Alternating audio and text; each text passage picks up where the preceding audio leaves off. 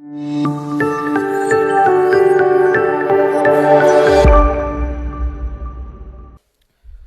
Student, देखिए अपना topic चल रहा था सरकारी कंपनी की ऑडिट और इसमें हम पढ़ रहे थे खर्चों का अंकेक्षण। सरकारी अंकेक्षण में सबसे महत्वपूर्ण भाग जो है, सबसे महत्वपूर्ण भाग कौन सा है? खर्चों का अंकेक्षण है। इवन पहले लोग यही बोलते थे कि सरकारी अंकेक्षण मतलब खर्चों का अंकेक्षण। सरकारी अंकेक्षण का मतलब ही क्या होता था? खर्चों का अंकेक्षण। बहुत समय पहले तो प्राप्तियों का अंकेक्षण ही नहीं होता था, केवल किसकी ऑडिट होती थी? खर्चों की। लेकिन अभी विश्व में बहुत सारे देशों ने प्राप्तियों का अंकेक्षण भी क्या कर दिया है? प्रारंभ कर दिया, और हमारे देश ने भी इसको अपना लिया है। लेकिन आज भी जो मेन फोकस रहता है वो किस पे रहता है? खर्चों के अंकेक्षण पे। खर्चों के अंकेक्षण में मैंने आपको 5 सिद्धांत बताए थे, और 5 सिद्धांत में से अपन 4 को पढ़ चुके थे डिटेल में। पहला सिद्धांत आपको मैंने बताया था कि जो भी व्यय किए जाएं वो नियम और आदेश के अनुरूप हो। नियम और आदेश के अनुरूप हो, उसे अपन क्या कहते हैं? Audit against rules and order. नियम और आदेश के विरुद्ध अंकेक्षण, audit against rules and order. इसमें आपको खाली ये देखना है कि नियम किसने बनाए, आदेश किसने दिए, नियम बनाने वाली सत्ता समर्थ सत्ता है या नहीं है, और जो भी खर्चे किए गए वो नियमों के अनुसार किए गए या नहीं किए गए। दूसरा आपने मेरे से कल पढ़ा था स्वीकृतियों के विरुद्ध अंकेक्षण, ऑडिट ऑफ सैंक्शन, कि जो भी खर्चा किया जाए वो प्रॉपर्ली क्या होना चाहिए? स्वीकृत होना चाहिए। स्वीकृति समर्थ सत्ता द्वारा दी जानी चाहिए, और स्वीकृति 2 प्रकार की होती है, सामान्य और विशेष। तीसरा आपने पढ़ा था मेरे से audit against provision of funds, कोषों के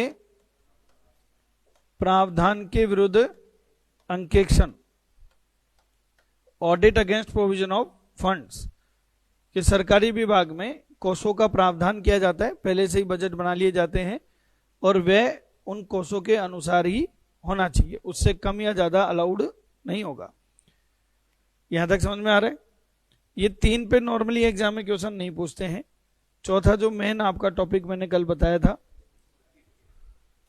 जो मैंने आपको समझा दिया था, प्रोप्राइटरी ऑडिट। प्रोप्राइटरी ऑडिट, औचित्य अंकेक्षण। देखो इसमें ऑडिटर क्या क्या करता है, एक एक चीजों को समझना। एक बात मैंने कल आपको क्या बताई थी कि सब ऑडिटर ऐसे व्यय को खोजने का प्रयास करता है, ऐसे व्यय को खोजा जाता है जिसको आप टाल सकते थे, मतलब वो खर्चा नहीं भी करते तो भी काम चल जाता। अर्थात जो क्या है? निष्फल है। निष्फल का मतलब समझ रहे हो कि सब जिससे कोई फल नहीं मिलने वाला, तो आपने पैसा खर्च क्यों किया? अभी देखो, आप अपने पापा को आज क्लियर कर दो कि देखो पापा, बात की मगजमारी नहीं चाहिए, आपको पढ़ाना तो पढ़ाओ, नहीं पढ़ाना तो मत पढ़ाओ। मैं पढ़ूंगा, जूनियर अकाउंटेंट बनूंगा, मेरी शादी होगी, मैं मेरी बीवी को लेके अलग रहूंगा, मैं आप लोगों के साथ नहीं रहूंगा। आपको पढ़ाना तो पढ़ाओ, नहीं तो मत पढ़ाओ। कहीं बाद में बोलोगे नहीं तेरे ऊपर मैंने इन्वेस्टमेंट किया, ये वो, और आज तू मेरे को ये दिन दिखा रहा है, वो ये सब मेरे को डायलॉग नहीं चाहिए। बोल दो, बोल सकते हो क्या? नहीं बोल सकते हो, क्या दिक्कत है? एक बार बोल के देखो आप। आपके पापा मालूम आपको एक ही बात कहेंगे, बेटा तेरे को पाल सकता हूं ना मैं, तो तेरे बिना रह भी सकता हूं। समझ लो, ना तो मैं तेरे भरोसे था ना हूं, और ये गलतफहमी पाल भी मत लेना कि तेरे भरोसे रहूंगा। क्या वो पढ़ाएंगे फिर भी आपको? देखो हमारे बढ़िया लोग, हम क्लियर कर लेते हैं पहले ही, बाद में मगजमारी नहीं चाहिए। बताओ पढ़ाएंगे या नहीं पढ़ाएंगे? वो ऐसा पेड़ लगा रहे हैं जिससे फल आएगा, लेकिन वो खा नहीं पाएंगे। पढ़ाएंगे ना? देखो वो आपके पिताजी हैं, वो ऐसा कर सकते हैं, क्योंकि वो कहते हैं तू तेरी जिंदगी जी ले, हमारी छोड़, है ना? हम तो यही चाहते हैं। देखो लेकिन सरकारी विभाग में ऐसा क्यों हुआ? आपने ऐसा पेड़ लगाया जिसके फल ही नहीं आने, तो पेड़ लगाए क्यों? ऐसा खर्चा किया जिसका कोई लाभ ही नहीं मिलना, जो निष्फल हैं या फिर क्या है, निष्प्रभावी हैं, जिसका कोई प्रभाव ही नहीं है, मतलब जिसके कोई बेनिफिट नहीं मिलने, जिसके कोई प्रभाव नहीं आने, समझो, जिसे टाला जा सकता था, यानी कि जो क्या थे, अवॉइडेबल थे। अवॉइडेबल यानी कि बच सकने योग्य, अवॉइड करने योग्य।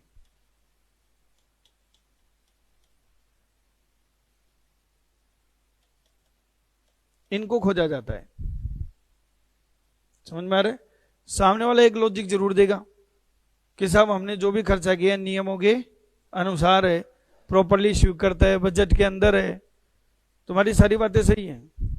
अभी देखो मोदी सरकार ने केजरीवाल पे आरोप लगाया कि तुम फ्री की लाइट बांटते हो, फ्री के बिजली बांटते हो,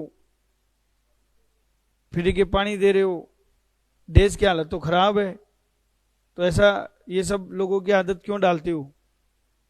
तो केजरीवाल ने ये कहा कि साहब मैंने कुछ भी है ना देश के ऊपर बर्डन डाल के नहीं किया। बोले जो प्रोजेक्ट आपकी सरकार में 1500 करोड़ का तैयार होता है, हमने वो 1200 करोड़ में बढ़ा दिया। कितने करोड़ बचाए? वो जनता को बांट रहा हूं, तकलीफ कहाँ है? तो ये बात तो समझ में आती है। तो सब कई बार क्या होता है, नियमों के अनुसार होने के बावजूद भी ऑडिट के रिजल्ट समझ में नहीं आए। भाई ऑडिटर ने नियमों के अनुसार ऑडिट कर दी, नियमों के अनुसार सारे काम थे, बट स्टिल हाईली क्या थे, वेस्टफुल। इसके बावजूद भी ये खर्चे क्या थे, वेस्ट थे एकदम, कि जिनको अवॉइड किया जा सकता था। तो तुमने इसको अवॉइड क्यों नहीं किया? तो कुल मिला के ऑडिटर को इसमें खर्चे जो देखने हैं ना, खर्चों के निर्णय के औचित्य की क्या करनी है, जांच करनी है। अर्थात इसमें क्या किया जाता है, व्यय के निर्णय के औचित्य की जांच की जाती है। औचित्य की जांच की जाती है। समझ में आ रहा है कि जो खर्चे आपने लगाए, उसका जो आपने डिसीजन लिया, उसका औचित्य क्या है। मुझे आज भी याद है, जयपुर की स्टोरी बताता हूं आपको। ये टोंक रोड देखिए आपने, टोंक रोड के बीच में एक डिवाइडर होता है, रोड के बीच में, वो पूरे टोंक रोड पे है भाई, एक इधर की रोड है, एक इधर की रोड है, बीच में डिवाइडर है। तो डिवाइडर हुआ करते थे साहब, वसुंधरा राज्य की सरकार आई, उन्होंने कहा ये पत्थर जो है ना, ये तो गुलाबी नगरी की शान नहीं है, पिंक कलर के होने चाहिए। वो सारे उखाड़े, जोधपुर से उधर से किधर से पिंक कलर का क्या आया, पत्थर, और वो पत्थर लगाए। हाँ 2 साल होने ही थे ना, आप धुआं छोड़ोगे तो होंगे ही। आप एक बात बताओ, आपको पिंक कलर यानी गुलाबी नगरी तो करनी है ना, और तो कलर कर देते हैं। पत्थर क्यों लगवाए? कलर करवा देते और क्या होता। लेकिन साहब कोई होगा रिश्तेदार जिसकी माइंस होगी, उसको ऑर्डर देना था। तो जनता का पैसा है, जिसे टाला जा सकता था वो क्यों किया। ऐसे निर्णय के औचित्य की क्या की जाती है, इसमें जांच की जाती है। और एक बात हमेशा ध्यान रखना कि इसमें जो भी खर्चे किए जाएं वो व्यक्तिगत लाभ के लिए ना हो, वो व्यक्तिगत लाभ के लिए ना हो।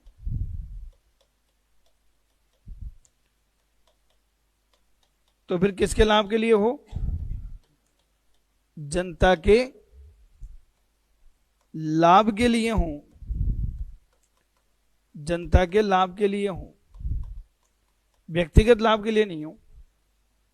हालांकि इस नियम के कुछ क्या है, अपवाद भी हैं कि थोड़ा बहुत खर्चा व्यक्तिगत लाभ के लिए भी चल सकता है, जैसे मान लो आप जूनियर अकाउंटेंट बन गए, फिर बूढ़े हो गए, आप रिटायर हो रहे हो, तो आपके रिटायरमेंट पे आपके सहपाठियों ने क्या किया, आपके जो सहकर्मी थे उन्होंने क्या किया,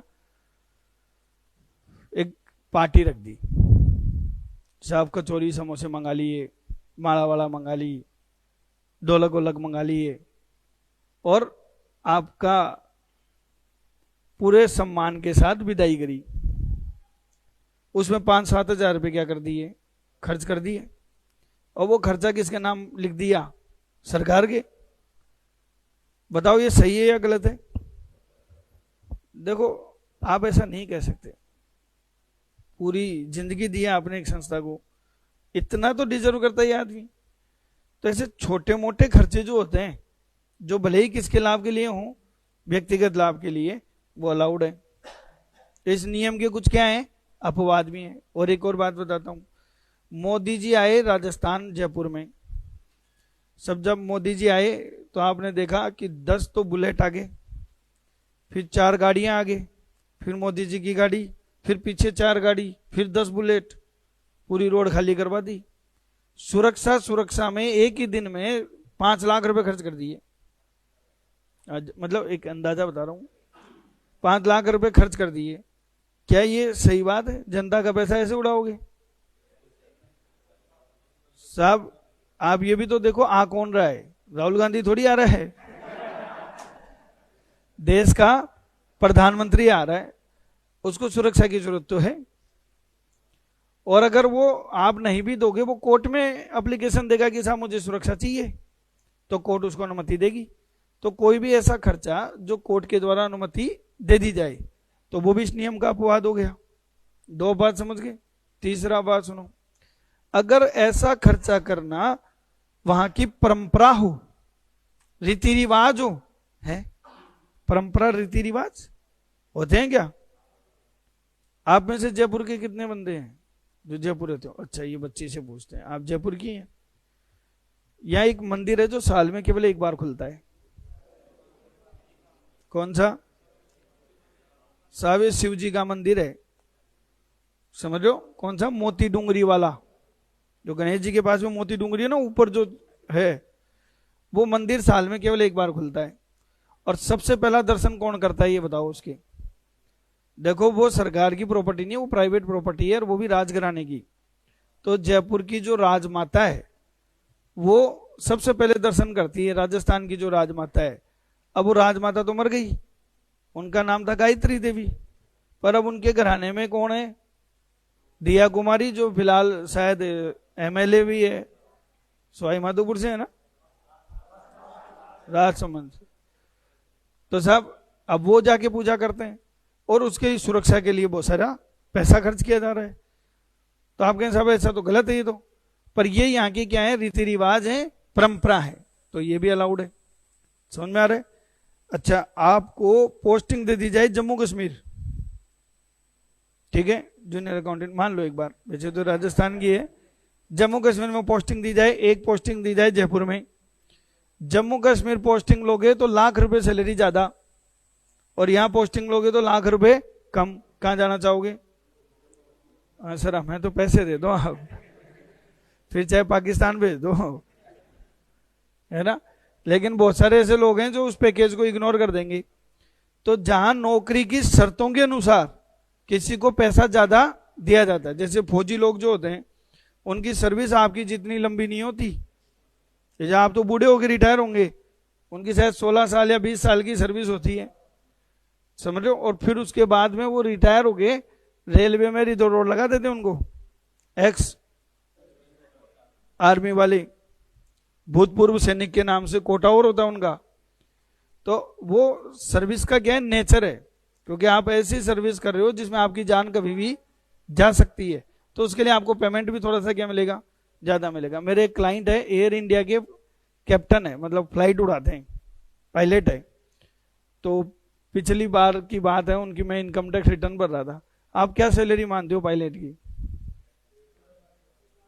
1.5-2 लाख में कोई पायलट आए ही नहीं प्राइवेट कंपनियों में ही, और वो तो एयर इंडिया का पायलट था, उसकी सैलरी 5.5 लाख रुपए महीना। तो मैंने कहा इतनी सैलरी, तो वो आए हुए थे मेरे पास ऑफिस में, मैंने कहा सर आपको इतनी सैलरी क्यों देते हैं? बोले सर हम उड़ते हैं ना तो ये मालूम नहीं है कि वापस आएंगे। बोले जान को खतरा है। तो मैं कहा आप सारे दिन हवा में उड़ते रहते हो, आपको चक्कर नहीं आते? और उसने बताया कि सर हमें एक महीने में सिर्फ 100 घंटे उड़ान बननी होती है। इनके घंटे के हिसाब से चलता है सिस्टम कि एक महीने में 100 घंटे उड़ान बननी होती है। तो बोले कई बार तो मैंने ऐसे ऐसे फ्लाइट उड़ाई हुई है बैक टू बैक, यहाँ से ये लेके गया, फिर दूसरी ले गया, फिर तीसरी ले गया। कई बार तो ऐसा भी हुआ है कि एक महीने में 10 दिन ही काम किया, 20 दिन छुट्टी, और उसकी सैलरी इतनी। आप मर्चेंट का कोर्स कर लो। ये लोग क्या करते हैं, जहाज लेके जाते हैं, गई 6 महीने की, 6 महीने में आपकी सैलरी 20 लाख, 6 महीने घर पे बैठो। तो ये सब क्या है, जॉब की नेचर है, उस अकॉर्डिंग आपको क्या मिलता है, पैसा मिलता है। तो ये आप कहेंगे सब व्यक्तिगत लाभ के लिए काम कर रहे हो, तो ये सब इस नियम के क्या है, कुछ अपवाद हैं। समझ में आ गया? और इसमें क्या ध्यान रखना है कि जो व्यय है, जो खर्चा है, वो सरसरी तौर पर अवसर की मांग से अधिक नहीं हो, अवसर की मांग से अधिक ना हो। कि सब जो खर्चा कर रहे हो ना, करो, मना ही नहीं है, पर वो जो मौके की नजाकत है, जो रिक्वायरमेंट है, उससे ज्यादा नहीं होना चाहिए। देखो मैं आपको बात बताता हूं, जब मैं पढ़ता था, आप में से बहुत सारे बच्चे ऐसे होंगे जो अपना घर छोड़ के यहाँ पढ़ने आए हुए हैं, ऐसे बहुत सारे बच्चे होंगे। देखो अब तो आप थोड़ा बड़ा हो गए तो हो सकता है मम्मी इतनी टेंशन नहीं लेती है बाप की। मैं तो 12th पास करते ही आ गया था, तो 3-4 दिन तक तो मेरी मम्मी ने खाना ही नहीं खाया, उनका मन ही नहीं लगा कि मेरा बेटा कहाँ गया। तो 3-4 दिन में फोन आ गया, बेटा तू घर आ जा। आ गया और मम्मी ने मेरे को इमोशनल ब्लैकमेल कर दिया, बेटा तेरा वहां रहना जरूरी है क्या? मैं कहा यहाँ रह के कैसे पढ़ूं, तो जयपुर में ही पढ़ाई है तो जयपुर ही जाना पड़ेगा। बोले तेरे साथ मैं भी चलूं? मैं कहा जाओ, मेरे तो बढ़िया है, अपन दोनों साथ रहेंगे। पापा ने कहा फिर मैं कहा जाऊंगा? बोले देख तेरी मम्मी पे तेरा इतना हक नहीं है। तो मम्मी ने कहा ठीक है बेटा, तू खाने पीने का ध्यान रखना। ये माताएं जो होती है ना, इनको खाने पीने का बड़ा लाड रहता है। तो पापा मेरे को 3,000 रुपये महीना देते थे। हमारे टाइम में 3,000 में खूब काम चलता था, क्योंकि 1,200 रुपये के आसपास का खाना होता था और 1,000 रुपये रूम के लगते थे। 2,200 रुपये ऊपर की पॉकेट मनी और 500-700 रुपये मिल गए। 3,000 में बढ़िया जीवन जीते थे हम। अब आजकल वो 9,000 10,000 हो गया। तो पापा मेरे को 3,000 रुपये महीना देते थे, बोले बेटा तू ये काम चला ले।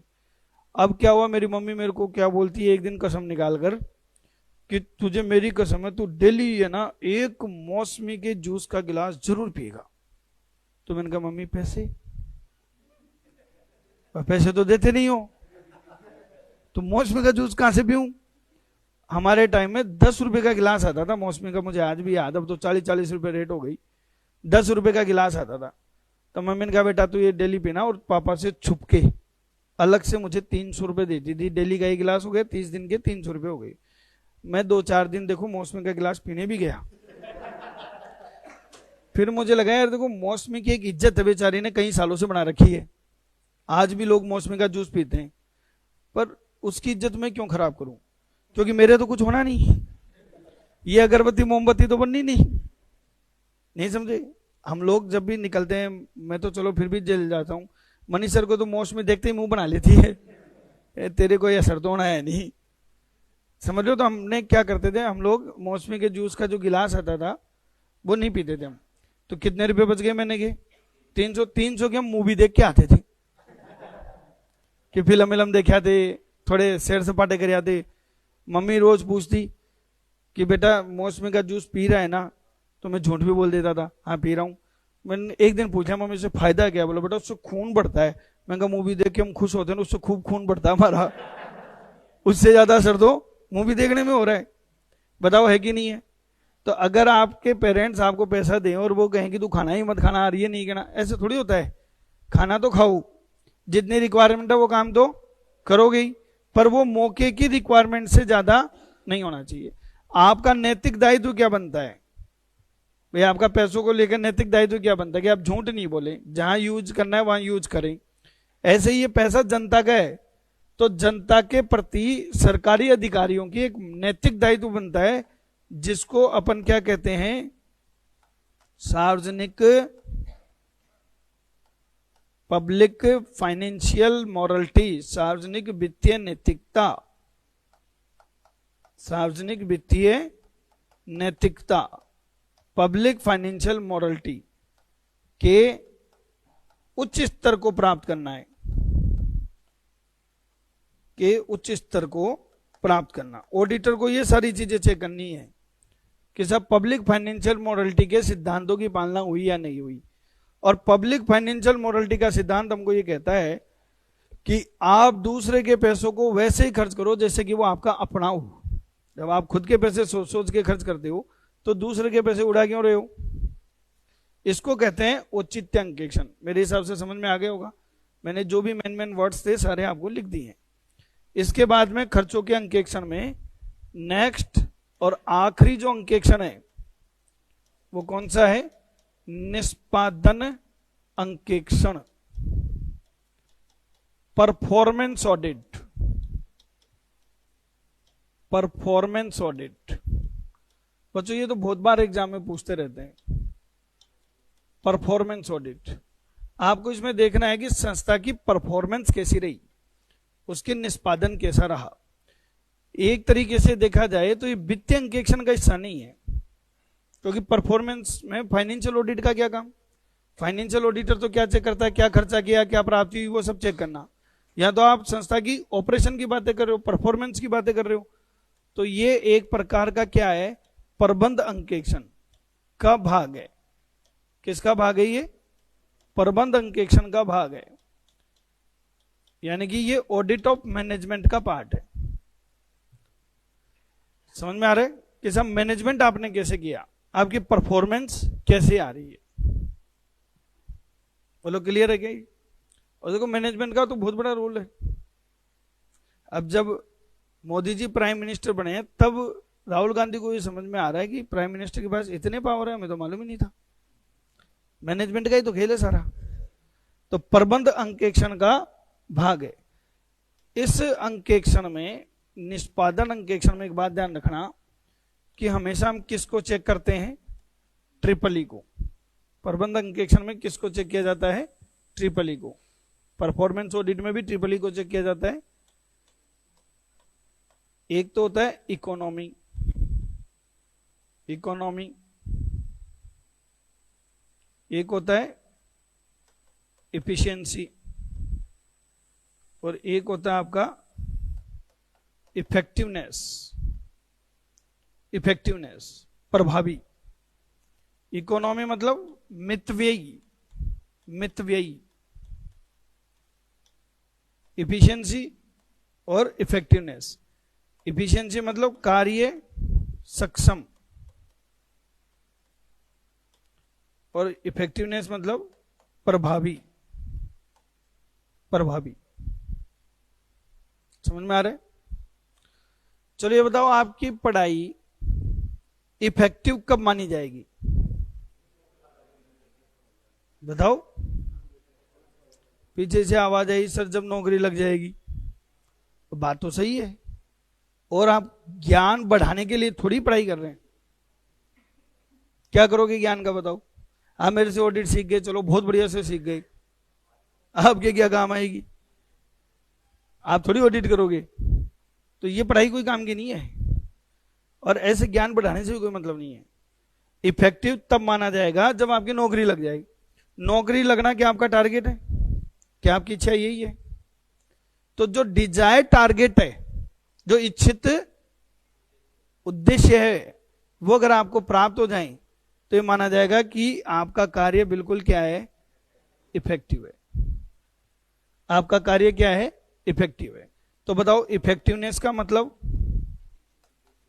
इच्छित परिणामों की प्राप्ति। इच्छित परिणामों की प्राप्ति। तो ये माना जाएगा कि आपका काम बिल्कुल क्या है, इफेक्टिव है। अब बताओ इसके लिए ऑडिटर क्या करेगा,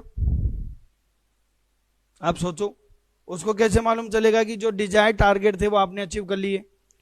तो कभी भी ऑडिट करने जाओ, उनसे पूछो कि आपने क्या क्या टारगेट सेट किए थे। क्या सेट होते हैं टारगेट या नहीं होते? बच्चों आपका तो मालूम नहीं, मैं 1 जनवरी को हमेशा एक टारगेट बनाता हूं, ठीक है। जैसे मैंने अभी इस 1 जनवरी को टारगेट बनाया, वादे नहीं करता, टारगेट बनाता हूं। अभी टारगेट जैसे मैंने 2023 का जो टारगेट बनाया, तो मैंने 2023 का टारगेट बनाया कि साहब मेरे को कोचिंग से इतनी इनकम जनरेट करनी है, क्योंकि अब हमें पैसों के अलावा तो और कोई टारगेट आता ही नहीं। और क्या टारगेट बनाएंगे, बीबी दूसरी आ नहीं सकती, ठीक है, जो है वो है। तो ऐसे टारगेट ही क्यों बनाए जो कभी अचीव हो ही नहीं सकते। तो मैंने ये टारगेट सेट किया, भाई कोचिंग से मेरे को इतनी इनकम लेनी है।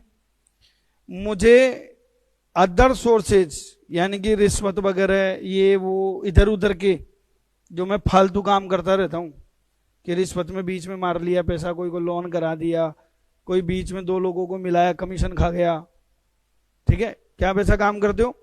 देखो बच्चों मेरे से कभी भी जुड़ो, बच के रहना। मैं जहां मौका मिला नहीं वहां कमीशन खाया नहीं। जैसे आप मान लो कोई परेशान हो रहे हो, सर मेरे को कोई बढ़िया सा इंस्टीट्यूट बताओ, तो मैं वो ही बताऊंगा जहां मेरा कमीशन हो, नहीं तो मैं बताऊंगा ही नहीं, तो मैं बढ़िया आदमी हूं। तो मनीष कई बार मेरे को डांटता भी रहता है, यार तू छोटे छोटे लालच में क्यों दिमाग लगाता है। अब मनीष को क्या मालूम बूंद बूंद से घड़ा भरता है। जैसे बूंद बूंद से पिछली बार मैंने 20 लाख रुपए कर दिए, बताओ, रिश्वत ये सब में करके। तो मैंने कोचिंग की इनकम का टारगेट सेट किया, अदर का सेट किया। मेरी खुद की जो प्रैक्टिस है, जो मेरा ऑफिस है, उसको मैंने 2 सेट में डाला। एक जिसमें मैं कुछ भी नहीं करूं, मेरे ऑफिस वाले कमा के दे मेरे को, और एक जो मैं खुद लगा रहता हूं। ऐसे ऐसे करके मैंने ये टारगेट सेट किया कि साहब मेरे को इतना चाहिए, वो मेरा टारगेट है। अब मैं क्या करता हूं, मेरे पास एक डायरी है, आप देखना मेरी गाड़ी में रहती है, हमेशा एक डायरी रहती है। जो ही कोई इनकम आती है ना, वो इसमें लिखता जाता हूं। जिधर मैं थोड़ा सा कम जोर पड़ता हूं उधर जोर देना शुरू कर देता हूं कि नहीं यार ये अचीव होना चाहिए। टारगेट हम ऐसा सेट करते हैं जो हमसे अचीव ही नहीं हो। टारगेट हम ऐसा सेट करते हैं जो हमसे अचीव ही नहीं हो, और खुद से ही खुद लड़ाई करते रहते हैं कि यार आज तो अच्छा काम नहीं करा, तेरा टारगेट अचीव नहीं हो रहा है। खुद से ही खुद। हमेशा सचिन तेंदुलकर अपना ही रिकॉर्ड तोड़ने में लगा रहता था, कि दूसरे की तो बस की बात थी ही नहीं, वो खुद का ही रिकॉर्ड तोड़ने में लगा रहता था कि अब मुझे इससे भी बेटर करना है, मुझे इससे भी बेटर करना है।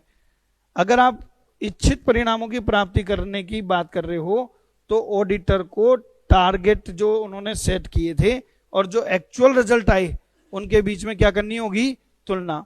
तो बताओ इसमें क्या किया जाएगा, वास्तविक परिणाम, वास्तविक परिणाम यानी कि एक्चुअल रिजल्ट्स एवं इच्छित परिणाम, इच्छित परिणाम की ऑडिटर क्या करके देखेगा, तुलना करके देखेगा। अगर आपके वास्तविक परिणाम इच्छित परिणामों के अनुरूप हैं, तो इसका मतलब आपने काम बहुत ही इफेक्टिव वे में किया है। इसी को परफॉर्मेंस ऑडिट कहते हैं। एक बात समझ में आ गई, परफॉर्मेंस ऑडिट समझ में आ गई। परफॉर्मेंस ऑडिट कई बार ना पूछ के आपसे पूछ लेते हैं what is the meaning of effectiveness audit, ये सब प्रभावी अंकेक्षण क्या होता है। तो ये भी इसी का ही पार्ट है, ये सब मैनेजमेंट के पार्ट है। यहां तक समझ में आ रहा है। इफिशियंसी किसको कहते हैं, इफिशियंसी, कार्य सक्षम। बताओ इफिशियंसी किसको कहते हैं। देखो मैं आपको बात बताता हूं, हमारे सीए में सीए फाउंडेशन करके कोर्स होता है, और हमारे मनीष सर उसके मास्टर आदमी हैं। मतलब कितनी फैकल्टी आती है हमारे यहाँ पे पढ़ाने के लिए। वीएसआई में अकाउंट सब्जेक्ट आती है सीए फाउंडेशन में। विद्यासागर वालों ने हमको 150 लेक्चर अलॉट कर रखे हैं, क्या आप 150 लेक्चर में कोर्स करा दूं। और जो फैकल्टी आती है ना, उनसे 150 लेक्चर में भी कोर्स होता नहीं है, तो कोर्स बहुत बड़ा है पूरा 11-12 की अकाउंट से, और उसमें भी रोते धोते रहते हैं, और लास्ट में बच्चे भी परेशान। मनीष सर ये कोर्स 90 दिन में करा देते हैं, 60 लेक्चर पहले ही, और एक बच्चे का एक क्वेश्चन गलत नहीं। समझ रहे हो। तो इसको इफिशिएंट कहते हैं। तो इफिशिएंट का नाम आते ही एक चीज ध्यान रखना, इफिशिएंसी मतलब इनपुट वर्सेस आउटपुट। समझे क्या कुछ? क्या इनपुट देने पर क्या आउटपुट आ रहा है, आपने क्या इनपुट दिया जिसके सामने आपका क्या आउटपुट निकल कर आ रहा है, इसको क्या कहते हैं अपन? Efficiency audit. बोलो समझ में आ रहा है? क्या चेक करोगे? Input versus output. अब जैसे मान लो कोई बच्चा है और उसने टाइम टेबल बना लिया कि मैं आज दोपहर में 12 बजे से लेके 5 बजे तक ये सब्जेक्ट पढ़ूंगा, जैसे इकोनॉमिक्स का टेस्ट है तो साहब ये चैप्टर पढ़ेंगे। टारगेट बना लिया, किताब खोल के भी बैठ गया। कौन सा टेस्ट है आपका? मॉनेटरी पॉलिसी का। बुक खोल के ही बैठ गया, पढ़ने ही बैठ गया, किताब सामने है, 2 लाइन पढ़ी, इतने में मन में कुछ विचार आए, फिर वो भारत भ्रमण पे निकल गया, क्योंकि उसमें पैसे भी नहीं लगते, कहीं भी घूम के आ जाओ सोचते में ही। समझ रहे हो ना? जैसे आपको दुबई घूमना है तो क्या करो, गूगल पे दुबई की पिक्चर देखो, फिर सो जाओ और उसको सपने में देख लो ये लोग घूम के भी आ गए और पैसे भी नहीं लगे। तो वो बच्चा भारत भ्रमण पे निकल गया, 2 घंटे बाद लौटा, और यार 2 घंटे हो गए पढ़ते हुए, टेक ए रेस्ट, अब एक रेस्ट लेते हैं थोड़ा सा, फिर बाद में वो पढ़ने लगता है। तो देखो, टाइम टेबल मत बनाओ, क्या बनाओ? टारगेट टेबल, कि हमको आज ये अचीव करना है। तो आपको देखना है कि क्या इनपुट से क्या आउटपुट आए। बताओ आपके काम को इफिशिएंट कब माना जाएगा? जब मिनिमम इनपुट से मैक्सिमम क्या आ जाए? आउटपुट आ जाए, यानी कि न्यूनतम प्रयासों से अधिकतम परिणाम निकल कर आए। तो बताओ वो क्या होगा? बताओ, वो एफिशिएंट होगा। अब हमारे मनीष सर देखो, कॉलेज लेक्चर में सेलेक्टेड हैं, जूनियर अकाउंटेंट JBVNL के सेलेक्टेड हैं, सब एग्जाम में पास आउट भी हैं। मैंने तो खैर कभी एग्जाम दी ही नहीं, पर मनीष सर जो है वो JBVNL 1999 की बातें हैं, उस टाइम ही सेलेक्ट हो गया था। 3 दिन गया, उसके समझ में आ गई अपने बस की विद्या नहीं है भैया, अपन नहीं कर सकते। कॉलेज लेक्चरर, आप सोचो कितनी बड़ी पोस्ट है, उसमें सेलेक्ट हुआ, बांसवाड़ा पोस्टिंग मिली, बांसवाड़ा डेली अप डाउन। शादी हो गई थी, सैटरडे संडे घर आते, मनीष 1 महीने गया, बोले ऐसे तो जिंदगी पूरी हो जानी है भैया, अपने बस की विद्या नहीं है, छोड़ दिए। समझ लो, कई बार आज रिग्रेट भी होता है कि यार गलती कर दी, क्योंकि वहां इनपुट क्या देना होता था हमको? कम, और रिजल्ट क्या आते थे? ज्यादा। अभी नो डाउट हम उससे ज्यादा कमाते हैं, पैसों की बात करें तो, पर हमें उतना क्या देना पड़ता है? इनपुट भी देना पड़ता है, तब जाके उतना आउटपुट आता है, मतलब उससे ज्यादा इनपुट देना पड़ रहा है। तो इफिशिएंट काम कब माना जाता है? जब कम से कम इनपुट में मैक्सिमम क्या आ जाए? आउटपुट आ जाए। इसको अपन क्या कहते हैं? इफिशिएंट कहते हैं, कार्य सक्षम कहते हैं। बताओ, इफिशिएंसी समझ गए? अब आ जाओ इकोनॉमी। बताओ मितव्ययी का मतलब क्या है? मितव्ययी का मतलब क्या है? साहब जितना बचा सको उतना बचाओ। नहीं समझे? अभी पिछले बैच की बात बताता हूं। एक कोई बच्चा था, 500 रुपए फीस कम करा रहा खाली, ठीक है। अब ये मगजमारी कर रखे, तो हमारे वसूली भाई हैं विनोद जी, तो वो गुस्से में आ जाता है कि उसका पूरा दिमाग खा जाते हैं बच्चे। तो वो बच्चा काफी मगजमारी कर रहा था, मैं क्लास छोड़ के आया, मेरे को देख के वो भाग गया वहां से। वो स्टाफ रूम और वो वहीं बैठे थे, मैं भी जाके बैठा। फिर विनोद बोलने लगे, अरे सर कैसा बच्चा है सर, 500 रुपए के लिए मेरे प्राण पी गया। ऐसे भी होते हैं बच्चे, ये वो 2-4 बात चालू कर गए। मैं कहा यार विनोद जी पॉजिटिव सोचो, आप ये देखो कि वो कितना प्रयास कर रहा है, उसके प्रयासों की सराहना करो आप, क्योंकि वो ये देख रहा है कि जो बच जाए वो बढ़िया, क्यों 500 रुपए में अगले के 2 महीने के तानसेन आएंगे। आप वो नहीं समझ रहे हो, तो वो तो अपने उसके प्रयासों में लगा हुआ बेचारा। समझे कि नहीं समझे? बताओ मितव्ययी का मतलब क्या हुआ? कौन ध्यान रखे? कौन ध्यान रखे? खर्च करने वाले की सैंक्शन करने वाले?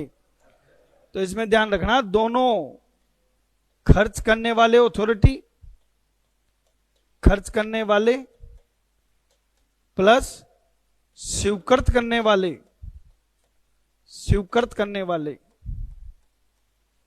खर्च करने वाले और स्वीकृत करने वाले को मितव्ययता का मानदंड ध्यान में रखना है, उसकी पालना करनी है। इसको इकोनॉमी ऑडिट कहते हैं। तो बच्चों ये एक साथ भी पूछा जा सकता है और मिलाकर भी पूछा जा सकता है। इसको क्या कहते हैं अपन? Performance audit. अलग अलग भी पूछा जा सकता है। ये पूछा जा सकता है कि इफिशिएंसी ऑडिट क्या होती है। इफिशिएंसी का नाम आते ही क्या ध्यान रखना? Input output. ये पूछा जा सकता है इफेक्टिवनेस ऑडिट क्या होता है, ध्यान रखना एक्चुअल रिजल्ट और डिजायर्ड रिजल्ट। क्लियर है? और इकोनॉमी क्या होता है? खर्चे में कंजूसी करना, मितव्ययता करना। बोलो यहां तक समझ में आ गया क्या? और ये काम हो रहा है कि नहीं हो रहा है ये हमको चेक करना है। अब बताओ ये कोई ऑडिट हो रही है? ये तो सामने वाले की परफॉर्मेंस चेक कर रहे हैं हम। इसलिए सरकारी अंकेक्षण थोड़ा सा क्या है, विस्तृत है। ये ऐसा नहीं है कि बिल वाउचर चेक कर लिए, हाँ भाई खर्चा हुआ है, बिल है, कहानी खत्म। नॉर्मल ऑडिट में यही होता है। नॉर्मल ऑडिट में मुझे इससे क्या मतलब, आपने पैसा क्यों खर्च किया, मुझे इससे कोई मतलब नहीं है, मुझे तो बिल दे दो, बिल है, सबूत है, खर्चा किया, मेरा काम डन। यहां बिल से कुछ नहीं होता। यहां आपको यह भी पूछना है कि खर्चा क्यों किया, क्या इसमें मितव्ययता को ध्यान में रखा गया, अगर आपने इतना खर्चा किया तो उसके सामने कितना आउटपुट आया, आप परफॉर्मेंस कैसे कर रहे हो, आपकी प्रभाविकता क्या है, ये सब चीजें जांचनी पड़ती है सरकारी अंकेक्षण में। इसलिए सरकारी अंकेक्षण विस्तृत अंकेक्षण है, जिसमें हाँ नहीं और किसी में नहीं देखते हम, सिर्फ किस में देखते हैं, क्योंकि इसमें नॉर्म्स ही अलग है। बोलो समझ में आ रहा है? बाकी सब में तो हम कंपनी एक्ट की कंप्लाइंस देखते हैं, कहानी खत्म, इतना ही देखते हैं। मुझे क्या फर्क पड़ता है भैया आपने पैसा खर्च क्यों किया, मुझे तो इस चीज से फर्क पड़ता है कि आपने जो खर्चा किया उसके बिल बाउचर है या नहीं है, सबूत है या नहीं है, बस। पर यहां बहुत फर्क पड़ता है। इसे सरकारी अंकेक्षण एकदम डिफरेंट है। समझ में आ गया? तो देखिए हमने टॉपिक शुरू किया था खर्चों का अंकेक्षण। सरकारी अंकेक्षण में खर्चों का अंकेक्षण सबसे महत्वपूर्ण भाग है। इसमें निम्न मापदंड आपको ध्यान रखने हैं। ये कुछ पैरामीटर्स हैं। पहला कि वह जो भी किया जाए समर्थ सत्ता के द्वारा, समर्थ सत्ता समझ गए, हर कोई नियम नहीं बना सकता। आपको यह भी देखना है कि नियम और आदेश किसने बनाए, बनाने वाला कौन होना चाहिए, कॉम्पिटेंट अथॉरिटी, और उनके अनुरूप ही खर्चे होने चाहिए। इसको नियम और आदेशों के प्रति अंकेक्षण कहते हैं। दूसरा, व्यय को अधिकृत करने वाली सत्ता भी कैसी होनी चाहिए, समर्थ सत्ता। उससे दो तरह की स्वीकृति होती है, या तो सामान्य या विशेष, और खर्चा उनके द्वारा अप्रूव्ड होना चाहिए, उसके बिना आप खर्चा कर ही नहीं सकते। इसको कहते हैं ऑडिट ऑफ सैंक्शन। तीसरा, खर्चों के लिए कोषों का क्या बनाना चाहिए, प्रावधान। बजट तो बनाना ही पड़ेगा, सरकारी ऑफिसों में बजट बनेगा ही बनेगा, समझ लो। अभी देखो मैं मनीष कई बार बात करते हैं, मैं कहा क्या कचरा सिस्टम है यार, कितनी पोस्ट आई है, 4042 आई है ना, लेकिन आई कब है आप वो भी तो देखो। लास्ट वैकेंसी कब आई थी, 2013 की वैकेंसी की एग्जाम ली 2016-17 में, और 2013 की वैकेंसी को 2022 में निकाल रहे हो, 23 में निकाल रहे हो आप, 8-8 साल बाद। और अभी भी आई थोड़ी है कि हाँ साहब ये आपकी इतनी तारीख को एग्जाम है, ये है वो है। तो ये तरीका सही नहीं है। होना क्या चाहिए, हर साल वैकेंसी निकालो। तुमको किसने कहा 5000 पोस्ट निकालो, 500 निकाल दो, हर साल निकालो, ताकि बच्चे एक बार दो बार देखे प्रयास करके, जिसको समझ में आ जाए कि भाई होना है तो ठीक है, नहीं होना है तो ठीक, वो बेचारा अपने काम धंधे तो लगे। तो ये तो तरीका ही गलत है इनका। पर साहब हम क्या कर सकते हैं, क्योंकि इनके मालूम है क्या होता है, इनके बजट नहीं होते, इनके पास पैसे नहीं होते। बोले नौकरी पे रख लेंगे, सैलरी कहां से देंगे, तो बजट नहीं होते तो ये आगे पोस्टपोन्ड करते रहते हैं, फिर चुनाव के चक्कर में निकाल देते हैं वैकेंसी। तो ये कहानी यहां पर है कि सब हर एक सरकारी विभाग के बजट बनेंगे, सक्षम अधिकारी उसे ऑथोराइज करेगा और उसके अकॉर्डिंग ही खर्चा होना चाहिए। औचित्य अंकेक्षण क्या होता है, देखो इसमें ऑडिटर ये देखता है कि वो अनुचित कंडीशंस, वो निष्फल व्यय जिन्हें रोका जा सकता था उनको खोजेगा, भले ही वो किसके अनुसार हो, नियम, स्वीकृति, बजट सबके अकॉर्डिंग होगा, लेकिन ये फिर भी हो सकता है कि वो गड़बड़ हो। इसमें ऑडिटर पब्लिक फाइनेंशियल मोरालिटी के हाई स्टैंडर्ड को प्राप्त करने की कोशिश करता है और खर्चे सरसरी तौर पर अवसर की मांग से ज्यादा नहीं होना चाहिए, और खर्चा किसी निजी लाभ के लिए नहीं हो, जनता के लाभ के लिए हो। इसको प्रोप्राइटरी ऑडिट कहते हैं। नेक्स्ट, निष्पादन या निष्पत्ति अंकेक्षण भी बोल सकते हो इसको, परफॉर्मेंस ऑडिट।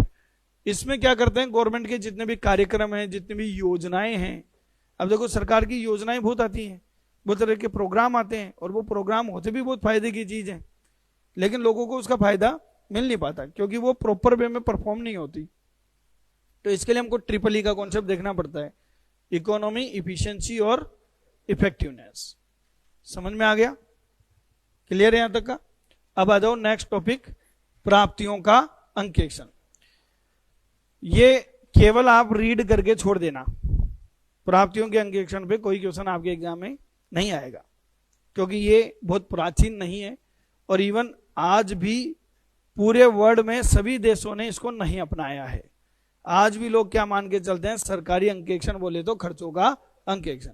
इसलिए ना तो ये पूर्णतः व्यापक है और ना ही क्या है, प्राचीन। बताओ इनका मतलब क्या हुआ?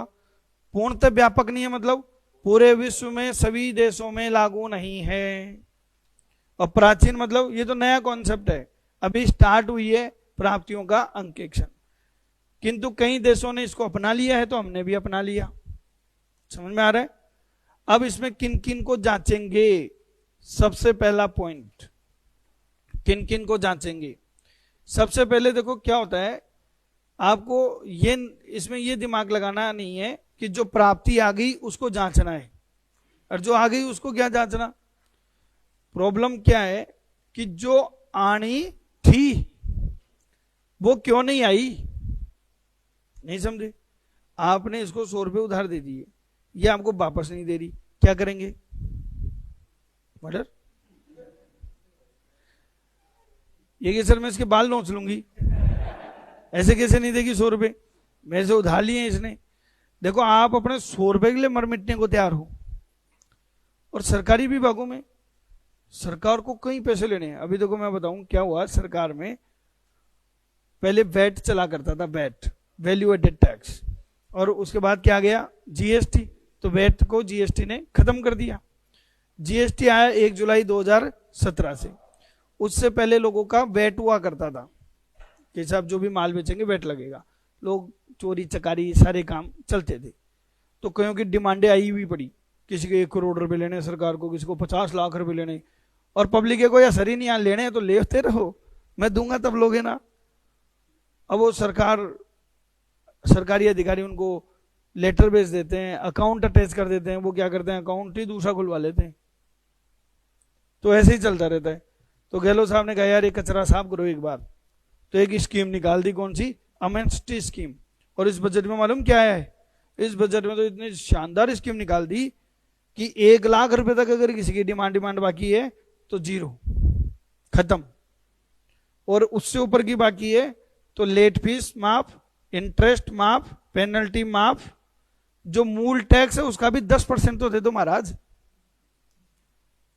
10% दे दो, और गंगा नाऊ।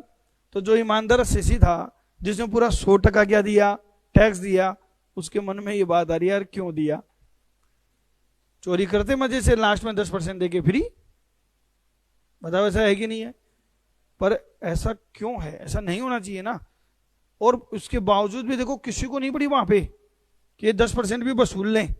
तो ऑडिटर को ये चेक करना है कि कोई भी ऋण या कोई भी आगम जो किसको लेने थे, क्या वास्तव में उनका सही अनुमान लगा लिया और उनको प्राप्त कर लिया, क्योंकि प्राप्त होते ही नहीं। तो जब प्राप्ति होगी नहीं तो खर्चे कहां से करोगे? दूसरी बात आपको देखनी है कि इनको प्राप्त करने के लिए क्या कोई रूल्स एंड रेगुलेशन बनाए गए हैं जिससे कि आप ये अनुमान लगा रहे हो उनकी जांच हो सके, जिससे प्राप्ति उनका उचित आवंटन हो सके। क्या आपने कोई ऐसे नियम बना रखे हैं, क्या ऐसी कोई प्रोसीजर बना रखी है कि हमको इस तरीके से वसूलना है? ये ऑडिटर को चेक करना है। अच्छा नियम बनाने से काम हो जाएगा क्या? आप बताओ, नियम बनाने से काम हो जाएगा? नियम बनाने से कुछ नहीं होता, नियमों को क्या करना पड़ता है, उचित तरीके से पालना करनी पड़ती है। तो ऑडिटर को यह भी चेक करना है कि क्या इन नियमों की पालना की जा रही है या नहीं की जा रही। पॉइंट नंबर 4 देखो क्या कह रहा है, ऑडिटर को यह चेक करना है कि क्या किसी तरह की कोई अनियमितता, कोई धोखाधड़ी या कोई कपटपूर्ण रिफंड तो नहीं हो रही।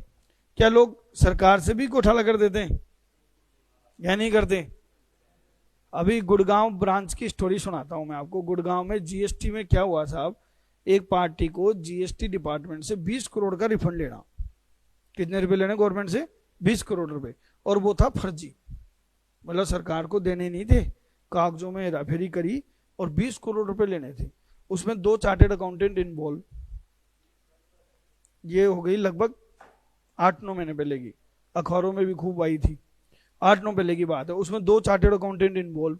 पार्टी को कहा तेरे को 20 करोड़ दिलाएंगे, तू टेंशन मत कर। फर्जी है सबकी, 1 रुपया नहीं आना था। अब वो दोनों सीए मिलकर अधिकारी को खरीद लिया कि सर ये 20 करोड़ का लोन पास, अब ये सैंक्शन करो, रिफंड 5 करोड़ लेंगे पार्टी से। पार्टी दे देगी या नहीं देगी? पार्टी को लग रहा है 20 करोड़ घर में आ रहे हैं फोकट के, 5 ही तो देने, 15 करोड़ की तो कमाई है। अधिकारी ने कहा भाई 5 करोड़ में 3 करोड़ मेरे, 2 करोड़ तुम्हारे। सीए की अधिकारी की मिली भगत हो गई। काम चल रहा था सब, हम लोग जीएसटी में रिफंड की फाइल लगाते हैं, मैं भी करता हूं ये काम, ऐसी बात नहीं है। रिफंड की फाइल लगाते हैं, नहीं मैं फर्जी नहीं करता, ये इस टाइप के काम नहीं करते, क्योंकि फर्जी काम में तो क्या है फिर वो पकड़े जाता है ना आदमी, तो इज्जत उड़ जाती है, जेल उड़ता है। हम लोग ईमानदारी में भी रिश्वत देते हैं, क्या आपका बनता है वाकई में, पर सरकारी अधिकारी नहीं देगा। अब सरकारी अधिकारी रोक नहीं सकता आपके पैसे को, पर क्या उनके पास नियम होते हैं कि 45 डेज का टाइम है। अब वो क्या करेगा, 45 डेज तक तो आपकी फाइल को टच ही नहीं करेगा, और 45 डेज वाले दिन उसमें कोई कमी निकाल देगा, फिर अगले को 45 डेज मिल गई तो साल भर खींच देगा अगले का। अगर किसी पार्टी को पेशेंस है कि भाई साल भर में आ जाएगा, तो आप 1 रुपये मत दो, पर कोई कहेगा नहीं साहब मेरे को तो 5 दिन में ही दिला दो, तो ला पैसे। ये तरीका से काम करते हैं हम लोग, बेईमानी नहीं करते। अब ये ठीक है थोड़ा बहुत किसी को अर्जेंट है तो ले लो, वो तो फर्जी कर रहे थे। अब देखो उस केस में क्या हुआ, सारा काम हो गया, हम लोग फाइल लगाते हैं 10-10, 20-20 दिन लग जाते हैं फाइल सैंक्शन होने में। उसने सुबह फाइल लगाई, शाम को तो सैंक्शन, रिफंड 20 करोड़ का सैंक्शन। फिर उन सीए मेरे अधिकारी में आपस में पैसों को लेके थोड़े से मनमुटाव हो गए, तो उस अधिकारी ने क्या किया, अपने पावर को यूज करके सीए को वहीं पे जो ऑफिस में गया हुआ था कमरे में बंद कर दिया कि तू यहीं रुक जा, तेरे को अरेस्ट कराऊंगा। अधिकारी ने बंद कर दिया। उसने अपने फोन मिलाया दोस्तों को कि यार ऐसे ऐसे बात हो रही है, हमारी कम्युनिटी में आवाज आई कि अरे सीए को बंद कर दिया जीएसटी अधिकारी ने। तो साहब सारे सीए धरने पे पहुंच गए, सारे के सारे वहां पे गुड़गांव ब्रांच में पहुंच गए, कोई 150 सीए पहुंच गए। अधिकारियों ने मालूम क्या किया, सबने जो मेन गेट था ना उसको लॉक कर दिया, बोले इन सबको अंदर करो। 50-60 को बोले इन सबको अंदर करो। देखो सरकारी अधिकारी है वो, जीएसटी ऑफिसर, कोई इंस्पेक्टर है, कोई कमिश्नर है, आप उनके खिलाफ तो जा ही नहीं सकते। उन सबको बंद कर दिया। तो हमने रोड मार्च निकाले, कैंडल मार्च निकाले, ठीक है। फिर हमने कहा कि भाई इस अधिकारी को बर्खास्त किया जाए, इसको सस्पेंड किया जाए, क्योंकि ये भी तो चोर है। तो बाद में अल्टीमेटली क्या हुआ, वो अधिकारी सस्पेंड हुआ और वो जो 2 सीए थे वो दोनों क्या हुए, अरेस्ट हुए, आज भी जेल में। ये तो चलो बात खुल गई, ऐसे पता नहीं कितने ही मामले दफन है। इस टाइप की कोई प्रक्रिया ही नहीं है जो आपकी इरेगुलरिटीज को चेक कर सके।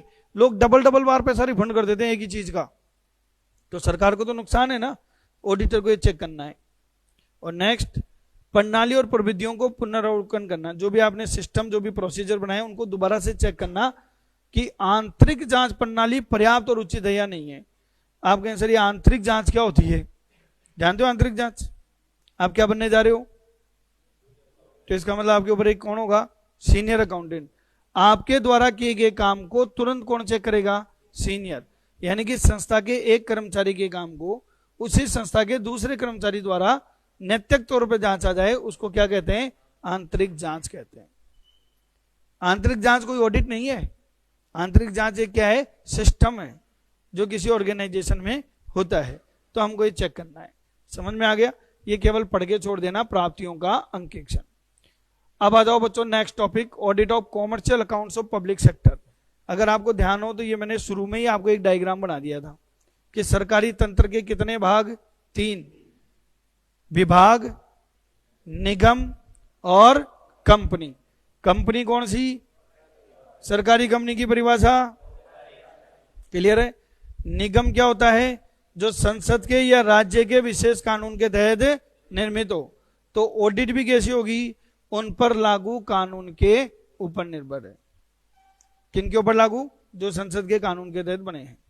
और विभागीय उपक्रम क्या होते हैं? जो व्यापारिक गतिविधि में लिप्त हैं उन पर वही कानून, वही सारे नियम लागू हैं जो अन्य पे लागू होते हैं, लेकिन इनका एक अलग से क्या होता है? विभाग होता है। यहां तक समझ गए? अगर आपको ध्यान हो तो मैंने आपको ये पॉइंट भी करा दिया पूरा। बताओ, सरकारी ऑडिट में रिपोर्ट कौन किसको देता है? सीए। कंपनी की बात करें तो सीए रिपोर्ट देगा किसको? ठीक है। अगर सीए नहीं है तो डायरेक्ट प्रोविजन कहां से स्टार्ट हो जाएंगे? केक से। केक अपनी रिपोर्ट अगर केंद्र का मामला है तो कहां सबमिट करेगा? किसके समक्ष? और राज्य का मामला है तो राज्य विधानमंडल में किसके समक्ष?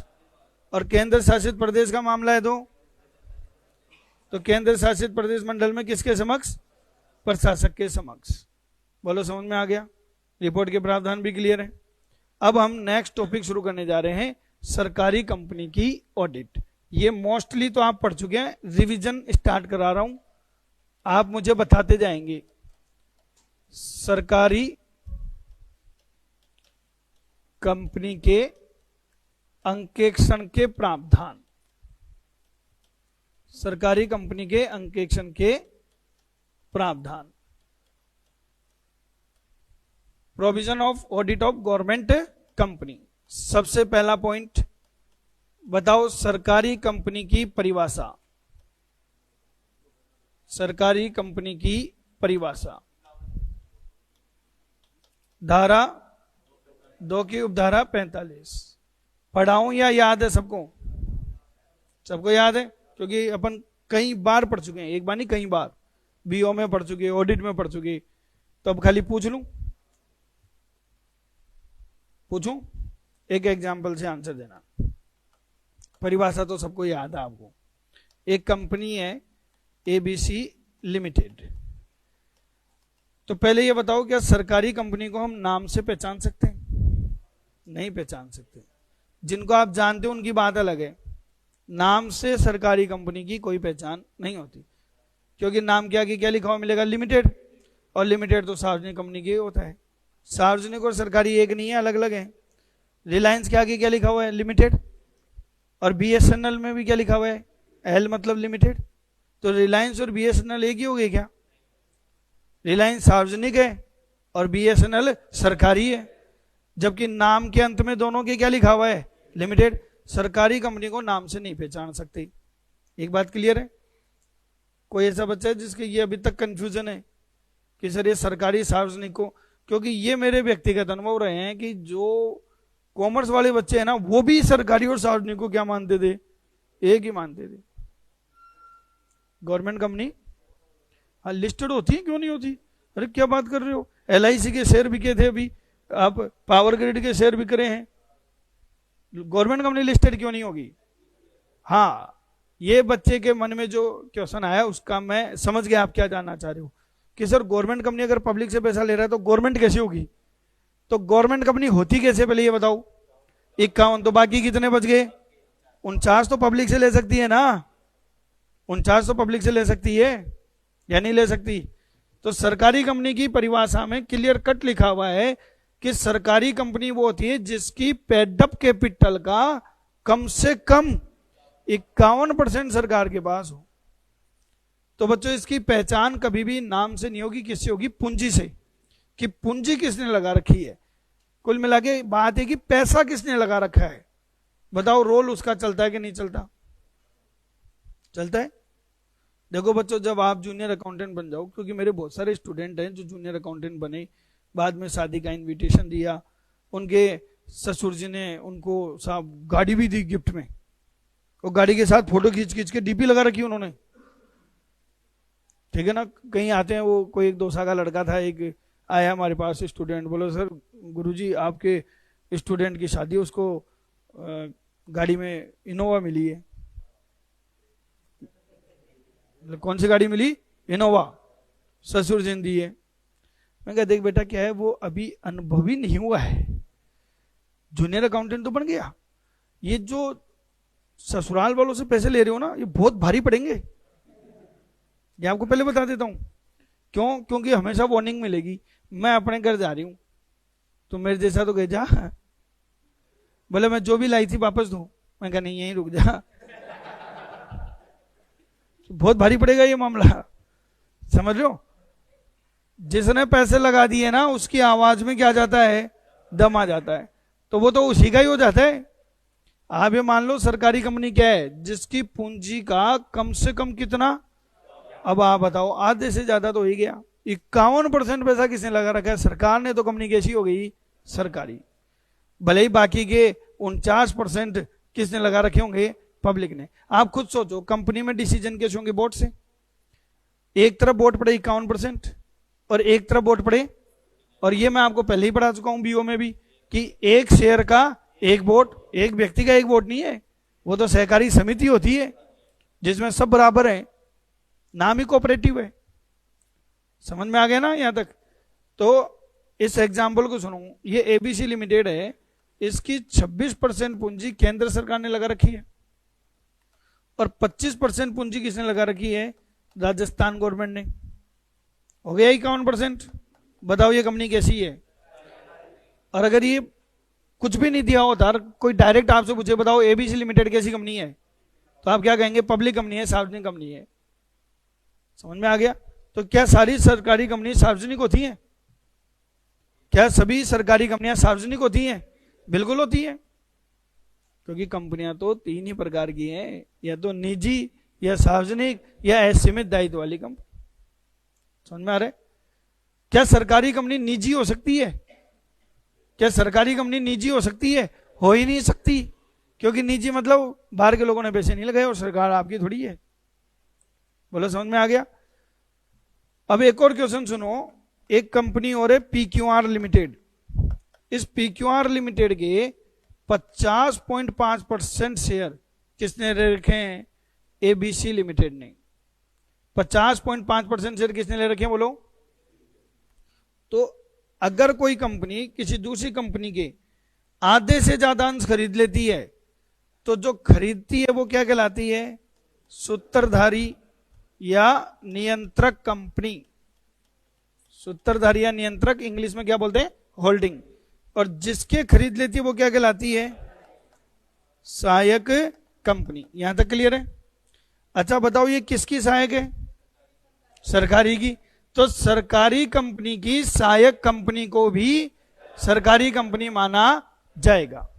परिभाषा तो क्लियर है ना सबकी, पहले पढ़ चुके हैं, लिखवाने की जरूरत है कि एक ऐसी कंपनी जिसकी पेडअप कैपिटल का कम से कम 51% किसके पास हो, केंद्र सरकार या राज्य सरकार या अंशतः केंद्र सरकार अंशतः राज्य सरकार या सरकारों के द्वारा धारित न हो। और सरकारी कंपनी की सहायक कंपनी को भी क्या माना जाएगा, सरकारी कंपनी माना जाएगा। बोलो क्लियर है? Definition clear? चलो दूसरा पॉइंट मैं पूछता जा रहा हूं, आप बताते जाओ, 2 मिनट में रिवाइज हो जाएगा। सरकारी कंपनी में प्रथम अंकेक्षक की नियुक्ति। सरकारी कंपनी में प्रथम अंकेक्षक की नियुक्ति। आपने मॉक टेस्ट दिया था, ले लिया? चलो अब आप बताएं, सरकारी कंपनी में प्रथम अंकेक्षक की नियुक्ति। धारा बोलो, इनको बोलने दो, हेल्प मत करो। शाबाश। धारा 139 की उपधारा 7। समझो, देखो इस बच्चे ने अपने में इंप्रूवमेंट किया है। पहले शर्माता था, बोल ही नहीं पा रहा था, अब थोड़ी थोड़ी शर्म खुली है, ठीक है ना। अभी मतलब जो दुल्हन है वो किचन तक तो आई है, अभी भी दाल पकवान बनाने में थोड़े से टाइम लगेगा, पर थोड़ा थोड़ा स्टार्ट हो गया। बेटा तकलीफ आई धारा याद करने में, बता आई तकलीफ? थोड़ी सी आई होगी, लेकिन जब आपने स्टार्ट किया और इसको जब आपने पढ़ना शुरू किया तो इंटरेस्ट डेवलप हुआ होगा, समझो। और जब इसके रिजल्ट आएंगे ना तो कॉन्फिडेंस डेवलप होगा, समझो।